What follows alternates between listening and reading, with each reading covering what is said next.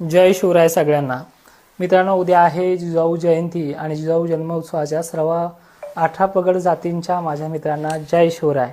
आता बघूयात उद्या 12 जानेवारीचं वातावरण कशा पद्धतीनं सक्रिय होतंय, कशा पद्धतीनं कुठे पावसाच्या सरी कोसळतात आणि किती वेळ आहे.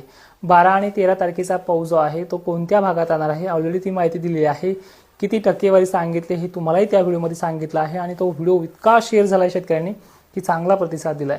तर बघा, 12 तारखेला संध्याकाळच्या वेळेला सांगली, निपाणी, बेळगाव वगैरे जे काही भाग आहे तिथे काही प्रमाणामध्ये 10-20% जे काही सांगितलं तुम्हाला 15, 10, 20 तर अशा टक्केवारीनुसार तो पाऊस होणार आहे. तर वाढली टक्केवारी तो निसर्गाचा प्रकोप समजायचा, पण ह्या रेंजमध्ये चालणार आहे. सगळ्यांना घाबरायचं काम नाही, पण ज्यांचा कांदा वगैरे पडून असला, भलेही तुमच्या गावात नसणार पडला तरी तुम्ही तो सतर्कतेचा इशारा तुम्हाला आहेच.